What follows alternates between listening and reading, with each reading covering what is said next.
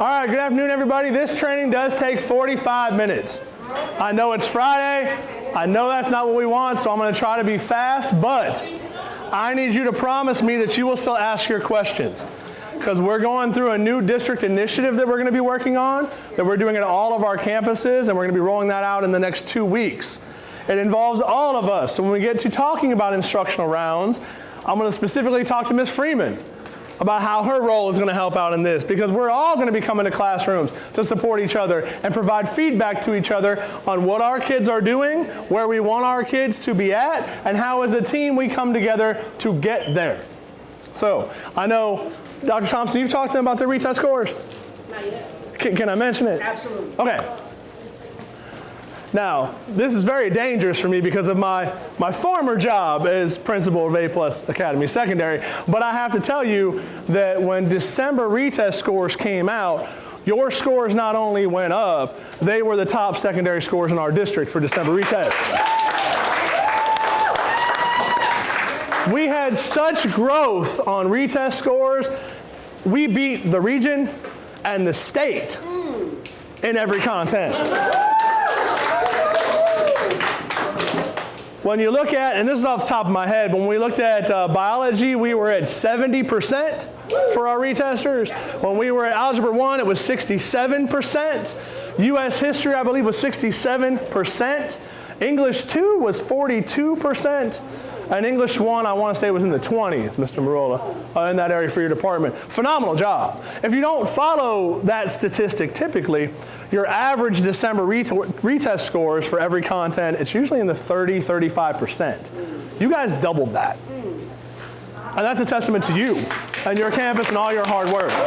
So he and I had so many conversations about how proud we were. I mean, you guys, you nailed it. Nailed it. And we're optimistic we're going to see that same kind of thing coming up with spring testing as well. I'm sorry? What'd you say, Dr. Labate? Extra pay. Extra pay. You know what? I don't know about extra pay, but for that, why don't you take a week off in March? Take the whole week. Take the whole week. The whole week. And the weekend before and after. Take the whole thing. You've earned it. You've earned it. Yeah, true story. All right. We do want to talk about something really good, though. We do want to talk about a new lesson plan template that we have drafted that we're sharing with the campuses to get their feedback on. So, and I do need everybody's focus, because if I slow down, we're here till 4:30 or 5. I'm here till 6 tonight, so we're good.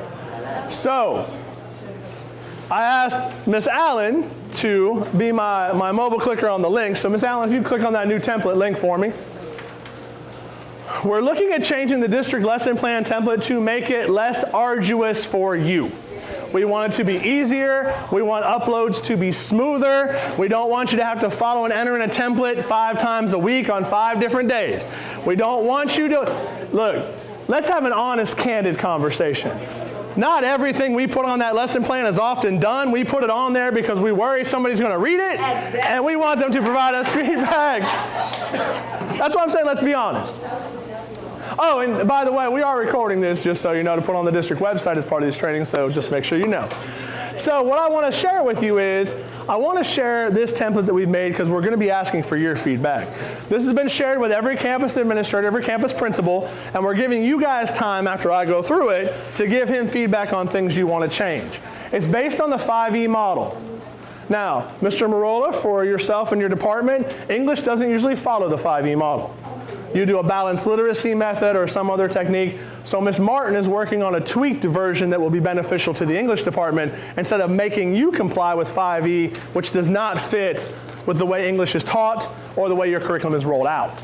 Because we don't want this to be a hoop you jump through. We don't want this to be a box you check off to say, well, that's done. We want it to be something that truly guides your instruction with your kids. Something that is not where you're spending an hour and a half just making a lesson plan and trying to load it, and instead you can spend that hour and a half prepping your lesson, working with your materials, getting ready to help kids. So, this is a draft. I want to make sure I preface our conversation by saying it is a draft. So this is not set in stone. We want your feedback. You'll notice, bless you, it's based on the 5E model, and it aligns to the lesson cycle perfectly. It's what many, many, many districts do as their lesson plan template. Our lesson plan template changed in this district approximately 4 years ago. They streamlined it amongst all campuses, and it was created, and it was designed then to be a better lesson plan template for teachers. But a lot of the feedback we've received at the TLL team, because remember I wear that TLL hat too, was that it wasn't helpful to teachers, it was burdensome to teachers, it was time consuming, and it wasn't working. So we wanted to come up with something else. So, as we look at the lesson plan template, you're still going to have your learning objective and your language objective. That should be what not only guides your instruction, but what students use to determine if they're learning what they should be learning. We then go into essential questions and guiding questions for your lesson, and then we go straight into the things we do naturally in teaching. The first thing I learned when I learned to be a teacher through my alternative certification program was you have to have a hook. That's an engagement. Engagement's just a fancy way of saying hook. Your warm-up or your opening. It might not always be a hook. Maybe it's a star release question you want the kids to do. Maybe it's a journal prompt that they're going to write. Maybe it's a math problem we're going to do in Ms. Tharp's class to talk about what we're going to be doing today and let them struggle with it a little bit and then teach them how to do it. Whatever we do is what we put in there. So it guides you the same way the current lesson plan does. It tells you, engage students with a do now. Problems related to the lesson's objective, describes how the teacher will capture the student's interest. It has a place in there for number of minutes. Number of minutes is one of those things where it's not going to be a sticking point. If you didn't put number of minutes, that's okay, but as a first-year teacher or a second-year teacher, I tried to cram so much into my lesson that I never finished what I needed to finish. That would help guide me my first couple of years. It would have helped immensely if I mapped out, okay, this should take 4 or 5 minutes. If you've ever taught a class, your hook usually takes 4 or 5 minutes. But if you ever taught a class where it's 10 minutes, 15 minutes, that's not a hook anymore. That's into the lesson. So this way, if you start thinking, well, how long should my hook be in a 45-minute class? That's what helped guide your planning out. That has more purpose to it. We then go into your exploration. What hands-on or minds-on activities will students be doing? This is, once we've got them hooked, what are they going to do? What kind of thing are we going to start with? What's our discovery activity to get them into exploring our learning? Miss Allen, if you would, please. Then our explanation. It's our I do and our we do. Tells you, direct instruction, key concepts. That's specifically your teacher modeling. That's your direct teach aspect typically when you're elaborating on the lesson with students still being engaged. You'd put in what they're doing here where it says click or tap to enter text, and again the number of minutes you put in there to guide yourself. You go in then to your evaluation, your closing. That's your demonstration of learning, your exit ticket, your homework assignment maybe. Because remember, the demonstration of learning doesn't always happen in that class. Maybe that's going to happen next class period. Or the next day. Maybe that's when your demonstration of learning is going to occur. So that's where that goes in there. And then your materials, your resources, homework if you're going to assign it, and accommodations. One of the pieces of feedback I got already, this was at A+ Secondary yesterday. They said, you know, it'd be really great if instead of putting our accommodations and modifications on the lesson plan, we just had that as a separate sheet we could upload and maintain there so it's not part of the lesson plan, because that just gets painful to copy paste constantly into the lesson plan template. This is designed, this whole process we're going through, per Dr. White's comment when we talked about this was, he wants it to be something that doesn't bog you down, where we're getting quality, we're getting what we want, the administration can provide good feedback to provide the best instruction for our kids, but not that it is something that takes you forever to have to jump through hoops on. So that's one of the pieces of feedback we talked about. Another one was, at A+ Secondary, they said it'd be really great if we didn't have to do that upload even into Eduphoria and the Eduphoria template, clicking all the boxes and clicking all that. They said, can we do it in Microsoft Word and upload it? Why not? Let's do that. So I can't say for sure that, but I can tell you that's the feedback I'm going back to district leadership with, and knowing them the way I do, they're going to say, as long as we're uploading lesson plans and we're getting quality instruction, why not? So we're looking at doing that. Now, each lesson plan would still be each day, so you'd still have a Monday, Tuesday, Wednesday, Thursday, Friday, but you wouldn't have to put it on each day of Eduphoria, which takes, you upload it once and then, okay, now I got to do it again. Now I got to type it in here. One document in a batch upload or a big upload from Word is how we're looking at doing this, with a separate modification and accommodations document. That's the key too. We sometimes leave off the accommodations and modifications. And I say we because I've looked at all your lesson plans. Here's the problem. When there is an ARD held and accommodations are put in place, whose responsibility is it to put those accommodations in place? Thank you, Mr. Mosher. You're the first one who did it. It's yours. And when a new ARD is held, because they're held every year, sometimes more than a year depending on the student's issues they're experiencing, and accommodations change, whose job is it to go back and make sure those accommodations are correct again? Yours. So, I'll say the old days because I'm old. When I was first teaching, we had to keep a binder locked up in our desk drawer. And they would come around once a month, and where are your accommodations? And I had to pull out the binder, and I had to go through, and I had to show my accommodations, and I had to provide documentation. I was doing it. Because if there are hearings or advocates, you have to provide what you've done as documentation. With lesson plans, that can cover that. Never put the student's name. You can put the student's ID number, you can put initials, but it's showing, yes, I'm providing accommodations to each of these students. Some of us have been putting extended time. We're just doing that in general for our class. Well, what if Dr. Thompson doesn't get extended time, but Ms. Hyder does? How are you proving that you've done extended time for Ms. Hyder and not just a blanket accommodation for everyone? So we're looking at doing that as a separate component from the lesson plan, so it's not, again, some arduous thing where you're doing a bunch of copy-pasting. Because copy-pasting is an exercise in futility. That's just jumping through a hoop. And we're trying to avoid that as we move forward. Any tweaks we decide that we want to make, or that we're recommending we make, will have to be aligned at both secondaries. Both principals have agreed that both secondaries will use the exact same lesson plan template. Both elementaries will use the exact same lesson plan template, but all 4 campuses don't have to use the exact same template. So that way, if there's something we need to tweak a little bit for secondary specific, we can do that, and elementary doesn't have to have that on their template, or vice versa. So we've talked about that. For life skills, for Dr. Uniting, yours is a whole different, where's Dr. Uniting at? There you go, whole different ball of wax. Because you have so many different classes you teach in a life skills setting. For you and Ms. Pacifica at secondary, it's a different situation. So don't even stress about it yet. We already have that taken care of for you. Because you're 17 classes and all the grade books and everything with life skills, it's a different situation. Any questions about this? And remember, draft and planning stage. Yes, ma'am. For the ELPs, that comes down at the bottom. You would do that for like your ESL students here in general. It'd be tied up in your language objective under the learning and language objective. I'm sorry, At the top, you would do that with your objectives. It'd be with your learning and language objectives. So where it says learning objectives, that'd be your learning objective and your language objective. Great question. And what I'll do is I'll put in there learning/language objective just to make sure it's clear. Because the one thing we don't want this to be is confusing or burdensome. I don't like change for the sake of change, but TLL got a lot of feedback on this, and we thought, you know what? We want to do something to make it better for teachers. That's why we want everybody's feedback. That didn't happen 4 years ago necessarily. Administrators provided feedback, but not teachers, and you guys are the ones that do it. We want that input. Mr. Marola. You said this redesign would cover an entire week.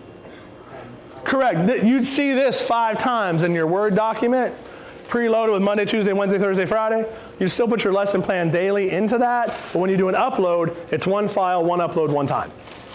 Because currently, you have to go into Eduforia and put it in for Monday, and then put it in for Tuesday, and then put it in for Wednesday, correct? That seems kind of, again, jumping through a hoop.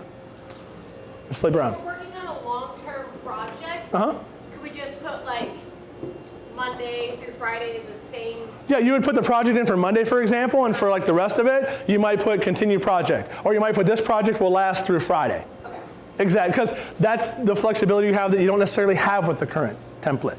It's, Mr. If it's with that project we decide to like fill out the whole rest, or if we just say continue project and we As long as you put the parameters in your first lesson plan, so we know those. Now, if the project is a 5-day thing that builds, you might put on those second day, third day how it's built. But in general, no, you wouldn't need to just replicate it. You wouldn't need to copy paste over and over and over again. But right now, if you don't do that in the way the current model is, then it looks like it's just a blank template for Tuesday, and then it looks like you didn't do a lesson plan for Tuesday, at least to them. Then they email you and ask you about it, and you have to say, oh, well, I did it because of this. All that extra wasted time that you can be working with kids. Or relaxing in the evening and not thinking about work because it's been a rough couple of years. Mr. Mosher, you had a question? I've already put in my lesson plans through the end of the year for myself. Great question. I had that same question yesterday from Mr. John Coleman at A+ Secondary. We're going to look at that and not make you jump through a hoop of copy pasting into something else. So I'm not So I don't have to. I can't give you that definitively, but my plan would be that we would help address that for you. Thank you. Yeah, because if it's already done, we can spend the time doing that. I don't want to burden you with copy pasting. It's just sometimes in our business, and we're going to get into this in just a second when we look at the first video, sometimes we forget the whole purpose of our jobs because we get bogged down in this. And that's why we, and when I say we, I'm talking about Dr. Brasso, Dr. Flowers, Dr. White, myself, the TLL team, Mr. Trotter, all of us want to take that part out. There's this hokey expression. I say it and people laugh at me when I say it. It's not my expression, I just stole it from somebody else, from Dr. Dennis Almstutz, my mentor principal when I went into administration. He said, teachers are racehorses. You don't hitch a plow to a racehorse. And the first time he said that, I went, huh?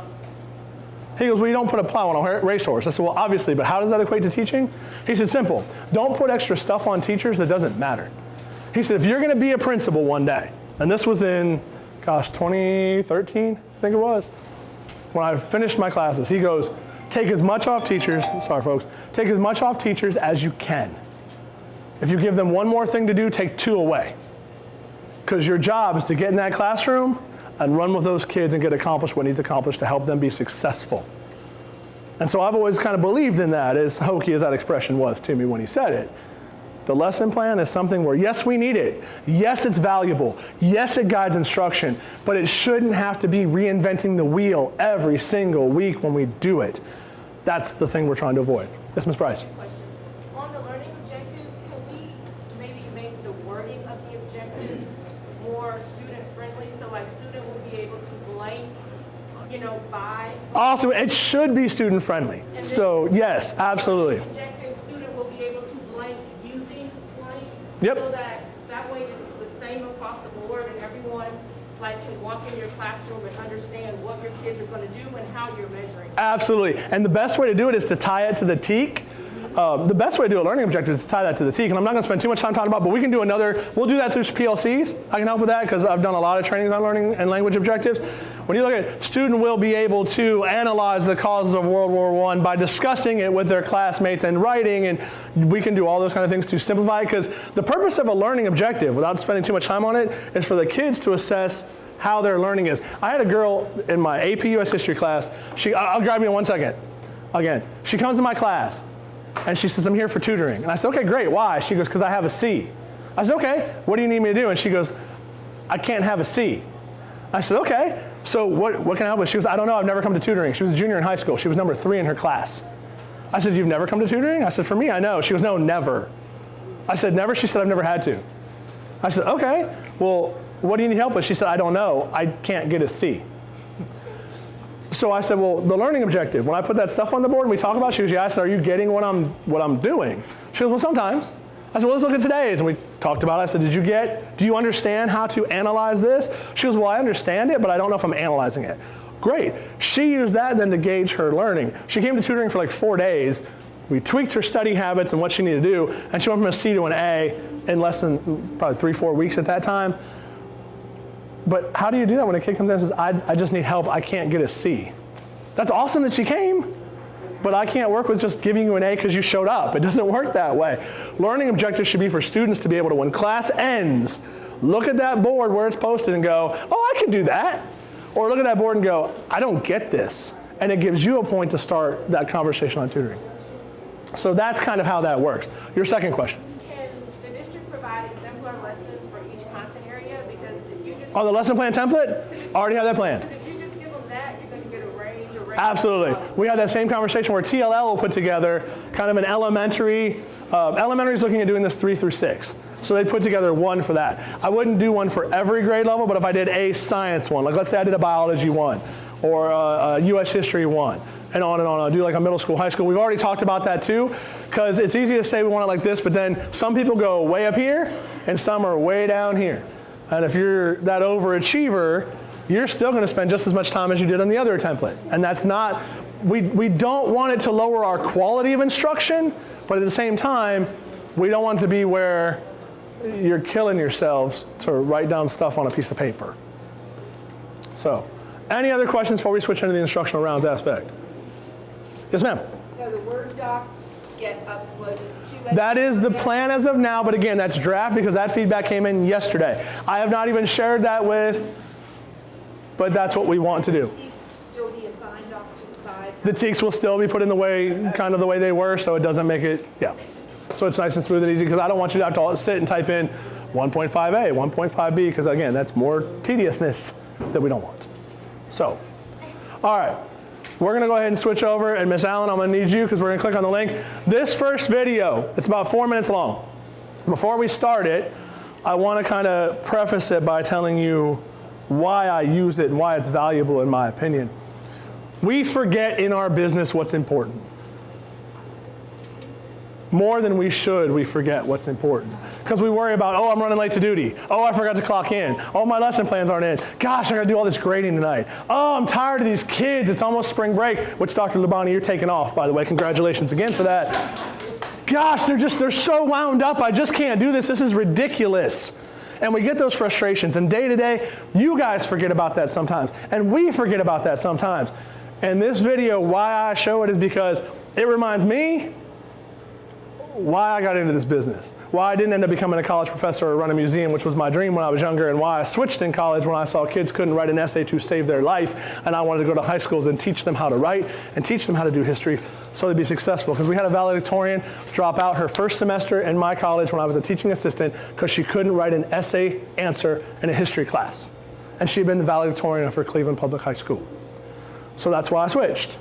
We forget that sometimes. So, if you would, Miss Allen. It was really scary because he had a gigantic scar that went from around the middle part of his face down his neck from Vietnam. And when I went to 4th grade, I got to go to a special school because I scored really high on a test. And I didn't want to go, but my parents were like, oh, but you did so good, you have to go. And I had to leave all my friends and went to a different school. And I hated that school, so when I went to 5th grade, I got to go back to my regular school. And the principal at the 4th grade school told me I was a quitter and I would never amount to anything because I left that school to go back to my other school. So when I got there, because the 4th grade school was advanced, I couldn't be with my 5th grade friends anymore. I had to go to the 6th grade classes. And when I did, the 6th graders hated me and said that I thought I was smarter than everybody else and I shouldn't be in their classes. And it got really nasty. And one day, Mr. Largent looked at the whole class and said, would you just shut up? Which in 5th grade, if you've ever been in 5th grade or 6th grade, shut up is really bad. Like really bad. And we all looked at him and he goes, leave the kid alone. He's not here because he wants to be. He's here because he needs to learn. And if he's smarter than you, that's your problem, not his. And nobody had ever stood up for me before. And Mr. Largent went from being scary to being my hero. And when I got to 7th grade, Mr. Watson was my football coach. He taught me how to spell Cincinnati. I was born and raised in Ohio, so Cincinnati is important to spell in Ohio history in 7th grade. But the connections he made with us and the jokes he shared with us changed me, made me want to teach history. So when I was teaching history, there was a kid named, and I'll say his name because you guys don't know him, Coley Long. Coley Long was our varsity high school football quarterback. Great kid, big goofball. He was the kid who literally at a pep rally put his friend on his shoulders. Now Coley was 6'4". His friend's up on his shoulders in the top of the bleachers, jumping up and down like crazy people in the pep rally, and he got suspended. Coley also drag raced his car in the school zone in front of the high school and crashed through the middle school fence, which I screamed at Coley a lot over that because he almost killed himself and a kid actually who was walking. Coley Long, when he was graduating the last week of school, he came into my room, and I was the junior teacher, so I hadn't had him for a year, but I had him for U.S. history. And he did okay. Not a great student, but he tried. He comes in and he goes, hey, sir, I just want to tell you, I decided what I'm going to do in college. And I said, cool, Coley, what are you going to do? He goes, I want to be a history teacher. I said, why? He goes, because of you. And I went, what? He goes, you were on me all the time. And that told me you cared. And my dad doesn't care. And my family doesn't care. And you did. And I want to do that. So I'm going to be a history teacher. I haven't seen Coley in forever. And I don't know if he became a history teacher or not. But that, I was like, oh my gosh. We had this girl and this boy, the same year. I won't share their names because I do still talk to them. I want to protect their privacy. She was pregnant. She found out she was pregnant. Her boyfriend was a football player, and she was in dance, and she was in cheer. And they came to my room, and they said, can we talk to you? And I said, sure. And they said, we need to tell you, I'll say her first name, Ashley's pregnant. And I said, oh, congratulations. And they said, yeah, you're the first person we've told. And I went, huh? And they said, yeah, we wanted to tell you first. And I said, why? And they said, because we don't know what to do. And I said, okay, but you told your parents. Nope. Does anybody know? Your friends? Nope. You didn't even tell your friends? We told you. What do we do? And they sat down and she starts crying and I went, I don't know. And so I talked them through it and taught them how to talk to their parents, and her parents threw her out. And she moved in with his parents, and they came in crying to talk to me about that. I said, just give your parents time. How many times are you a guidance counselor during the day? How many times are you a cheerleader during the day? And we forget that sometimes. And every time I get frustrated in this job, because trust me, we get frustrated as much as you guys do. I think about Coley and Ashley and Bruce and all the kids I've taught that I did make a difference, only because they told me, how many more kids do we make a difference in their lives? And they don't tell us. There are some kids here that I've had to get onto on discipline, and those are the first kids that give me a high five when I walk in the building. We know that. You guys know that better than anybody, but we don't always think about that. And that's where we have to think about. So as we get into this instructional rounds, it's going to be scary. It's going to be scary because when the door closes in your classroom, you are the kings and queens of your island. It can be beautiful on your walls, your lesson plans are perfect, you can shut the door. How do you determine if you're doing a good job? Test scores? No. If the kids are learning, are they learning enough? How is your neighbor doing? Do you ever get to see that? Do you ever have time to even have those conversations?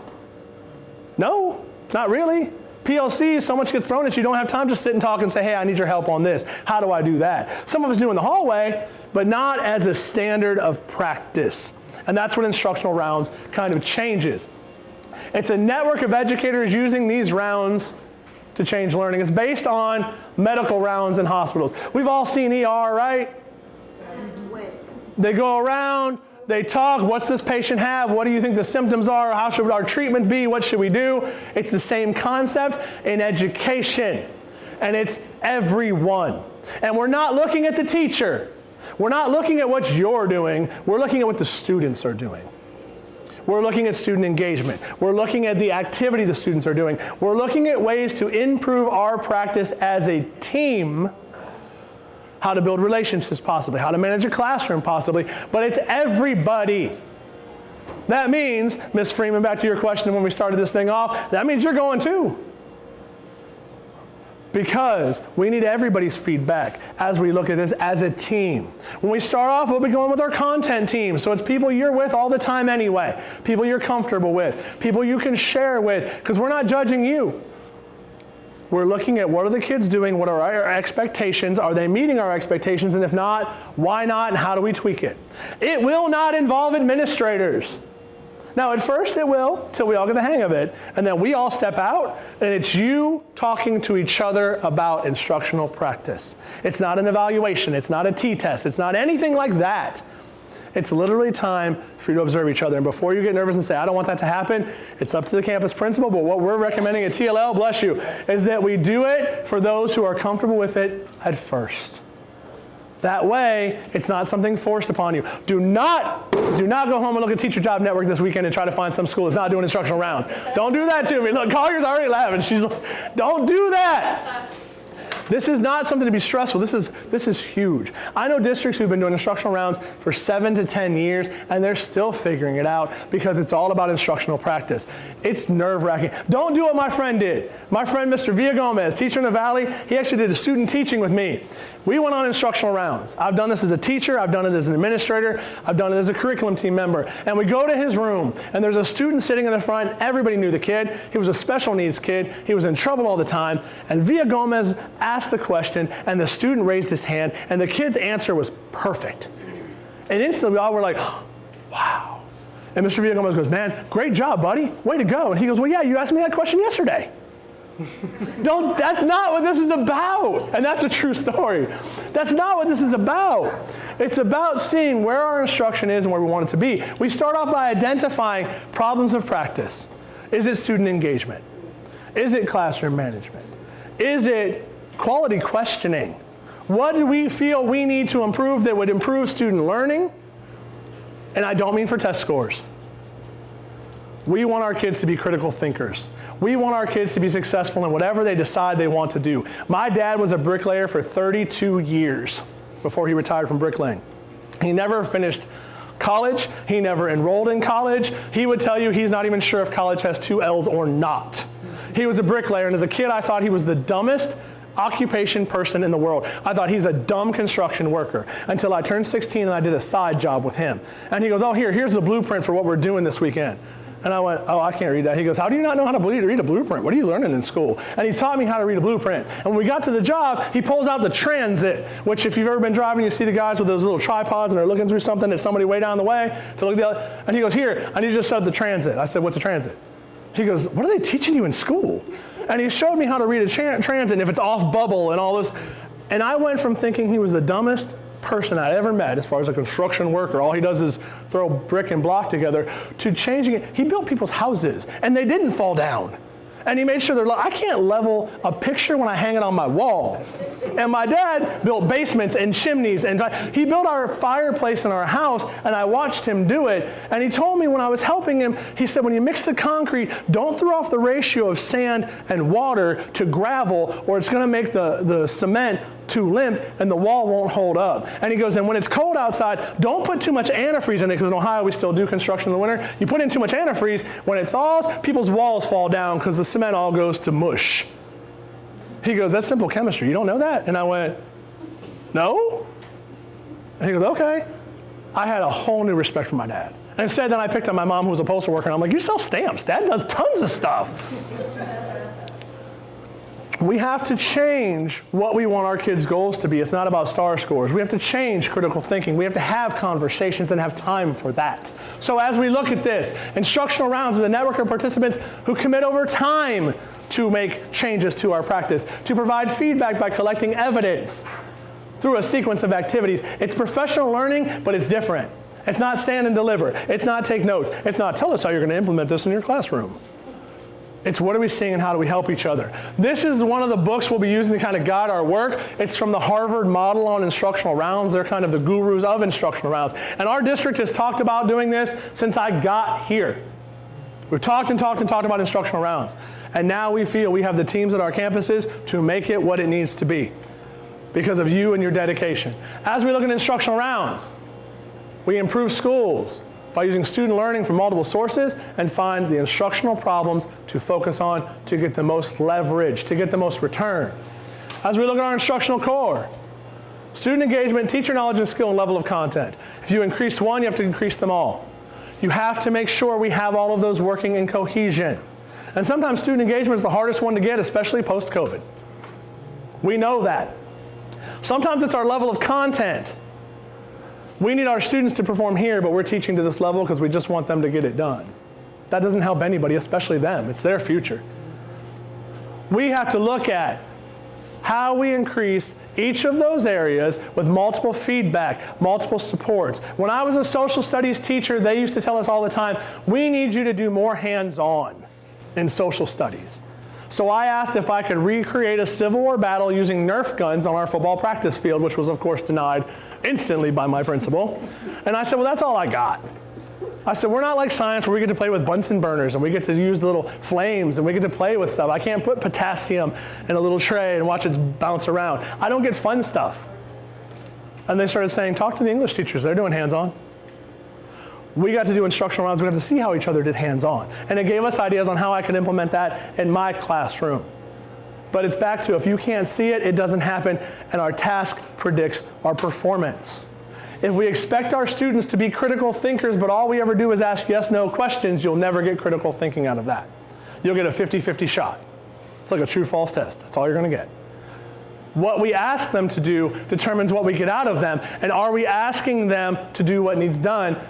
And this gives us a chance to see it for ourselves, to see the engagement. When my friend Valerie Nicholson, who's since retired now, she was an economics teacher next door to me and she hated me. She loved me and she hated me.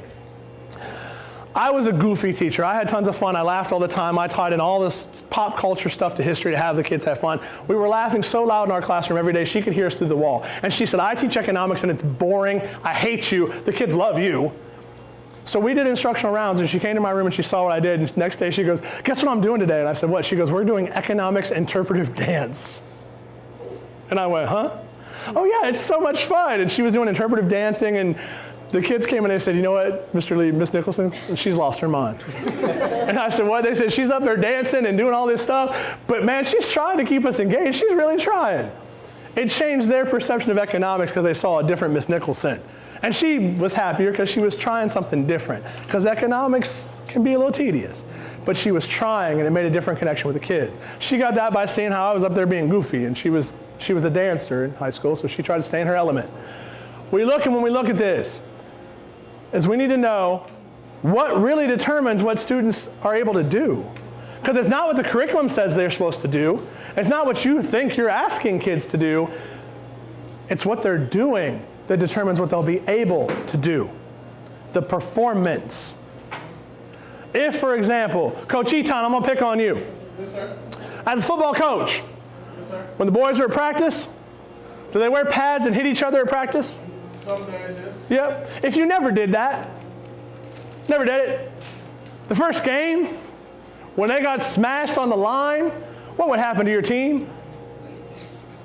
It would be like it's something new, like they didn't know what was supposed to happen. How many run away and quit or just let the guys run right through at the quarterback? A lot. You practice it, so when they get hit on that field, they're expecting it. They know what it's going to feel like. You shoot free throws in basketball, coach? Yes, sir. How come? This is practice for the game. To get ready. In the classroom, shouldn't we be doing the highest level we can for these kids to prepare them for life? For what's going to happen? It's what they're actually doing. If Coach Eton got out there on the free throw line, showed them how to shoot a free throw by him doing all the time, said, "There, now that's what I need you to do at the game tonight." It's not going to happen. We're going to go in and do observations on each other, but not evaluative. We're going in to see, what do we see the kids doing? I was in a classroom recently, first grade classroom. The teacher had sentence strips that she gave to all the kids. Great. She's going around helping the kids glue it onto their sheet. Awesome. Problem becomes, as she's doing that, and as she's going around, the kids aren't writing the rest of the prompt. The kids are just copying the prompt. So she said, don't forget, you're going to finish the story. The problem is, finishing the story isn't what they were doing. Now, she redirected 2 or 3 of them, but 15 kids in the class were just copying down the sentence strip because they're first grade. That's what they thought they were supposed to do. So they're getting really good at copying, but not at writing a story. In instructional rounds, we came back as a team and said, hey, you know what we've seen? In 3 of our first grade classes, the kids are only copying down the sentence strips. Let's pre-glue those sentence strips and we can talk to the kids about what we want them to do. Let's model it. That little tweak would get so much more value for every single one of those first graders. And as a teacher, when you have 25 kids in the room and you have all these things going on and your phone is ringing and your attendance has to be posted so Ms. Freeman doesn't call you and say post your attendance and your lesson plans are late and your grades aren't done, you don't have time to see how it is. But when we come in and say, hey, as a team, we need to change this in our practice. It's not, Dr. Thompson, you're not doing a good job, you need to change it. It's we've seen that we can do a better job as a team on how to do this. As administrators, we do this all the time. We get to sit and talk about how we need to do a better job on this, that, or the other. As teachers, sometimes you get to do that, but not as a practice. We get to do it when we have time. We follow a format. It says host school or team because this is designed where multiple people come in. Maybe you go see some A+ secondary teachers. Maybe they come see you. We're not doing that this year, so don't go to Teacher Job Network tonight. Look for openings. There's no more openings. They filled every teacher job in Texas. For real, because we're not losing any of you. You guys are too good. I'm not losing this team. Can't have that. So we pick a problem of practice. In your team, you pick that. Not Dr. Thompson picking that. Not Ms. Allen picking that. Not Ms. Davis saying, hey, we've noticed this. We say, hey, we're not as strong on differentiation as we want to. We're not as strong on classroom engagement as we want to. I need more help on questioning as a team member. And we come up with the 2 things that we're looking at. So as we go into teachers' rooms, before we do, we look at what does it look like? What should that look like? What is the best practice of that? Then we go into the classrooms without judgment, without saying, man, the teacher's just standing over there doing nothing. Or when I do in my classroom, I do this. No. We are looking at what are the kids doing, and are we in our classrooms doing what that best practice says we should be doing? And if not, when we get back together and talk, what are we going to do to get our work to the level of the best practice? Because you're in education for a reason. You're here for kids. You could all go to some private business somewhere in downtown Dallas and probably make triple the money.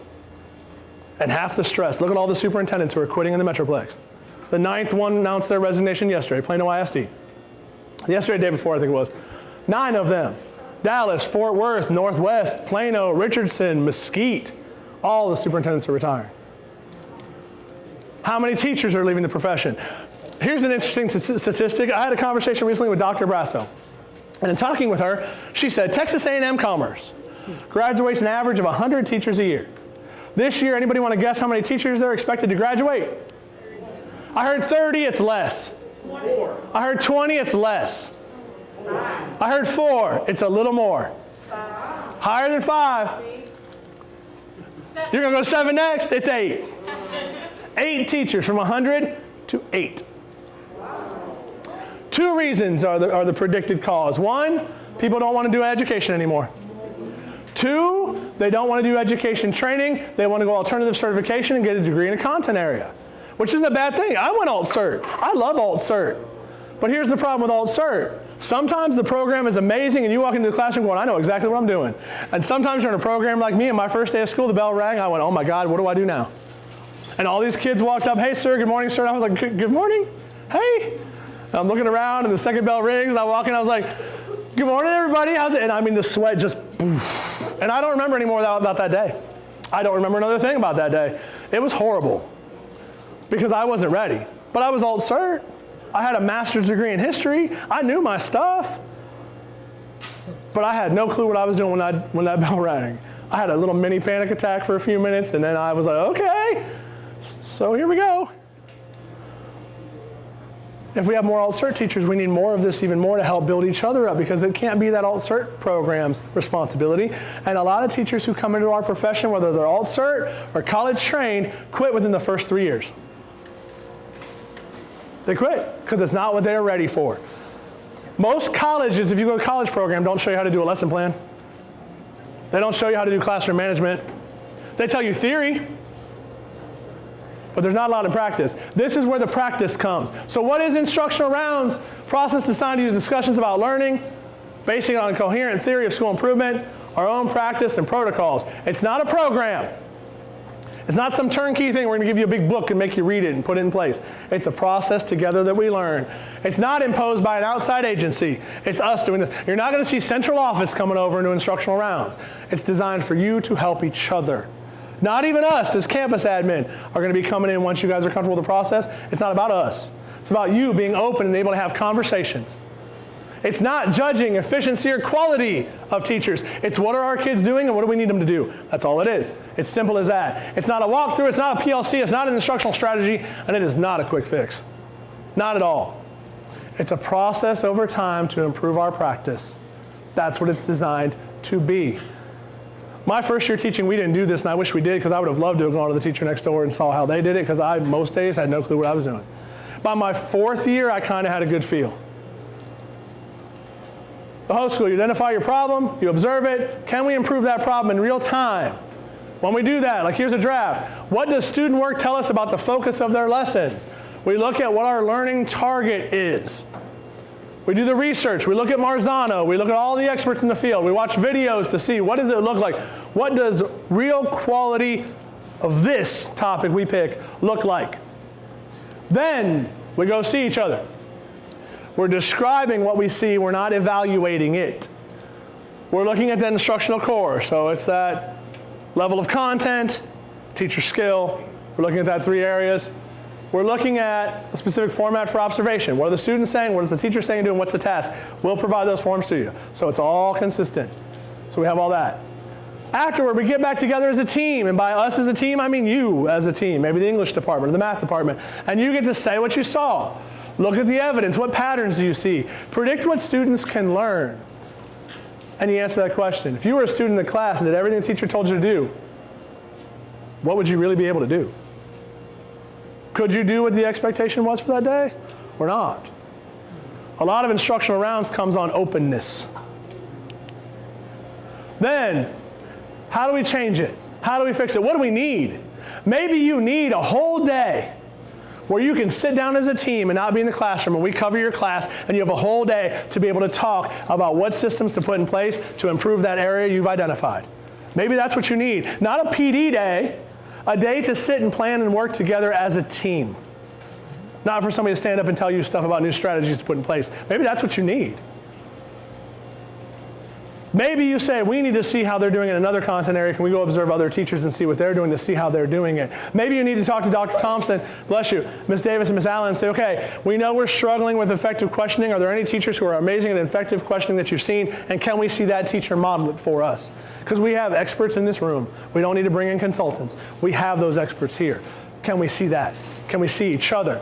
That's what changes it. It takes time and commitment. It's scary at first. That's why we're going to be open to, if you don't want to do it, if you're like, I can't do that right now, then no. It's a process we're starting. It's a road and a journey we're heading down to work together to build this up. But we're staying focused on the instructional core. The power comes from your team. It's evidence-based. It's not judgmental. That's the key. I was scared to death when my school did instructional rounds as a teacher. And after we did it, I learned so much. Because what I thought kids were doing wasn't what kids were doing. And they told me at the end, they said, did you know you asked 17 yes-no questions and only 3 what or why questions? And I went, no, I didn't know that. I said, that's what I did? And they said, yeah.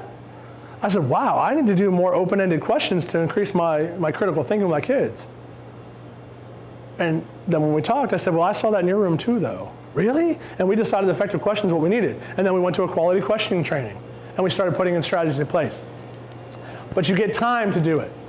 Because we know the whole purpose of it is to boost student learning, to boost student achievement and ability. And I don't mean on the STAR test. I don't mean on the the EOY benchmark. It gives you a chance to build your professional practice and for us to invest in you and support you.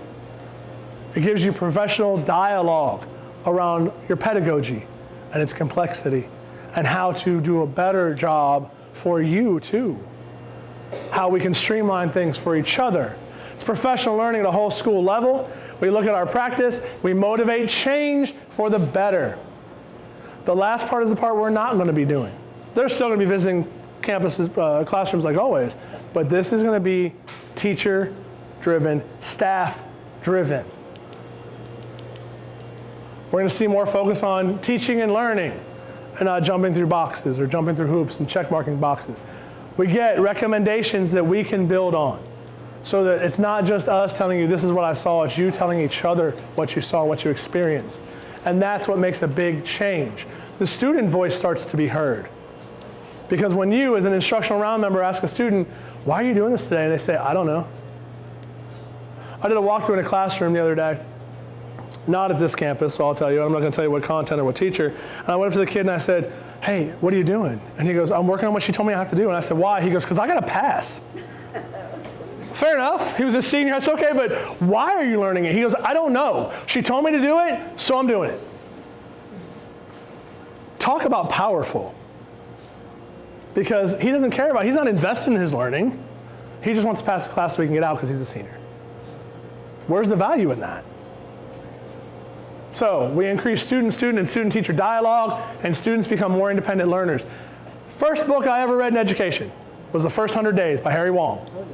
First book, read that in my alt-cert program. You know what Harry Wong says about exhaustion in teaching? Anybody know? Harry Wong says the teacher should never go home tired. Never. Your students should go home tired. Harry Wong says we are the facilitators of education.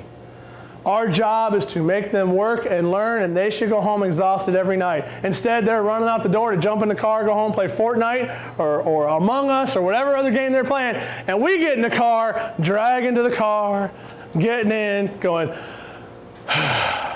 waking up the next morning going, I can't do it. I gotta call off. I can't do this another day. I'm too tired. Yet they feel great. Harry Wong says we're all kinds of backward. They should be tired. We should be engaged, we should be excited, we should be facilitating that learning. Not sure I understand. So, Siri doesn't understand Harry Wong. But that's the purpose of instructional rounds, is to change that practice so we're more efficient and effective for students, and so you guys aren't killing yourselves trying to get it done when there's a better way.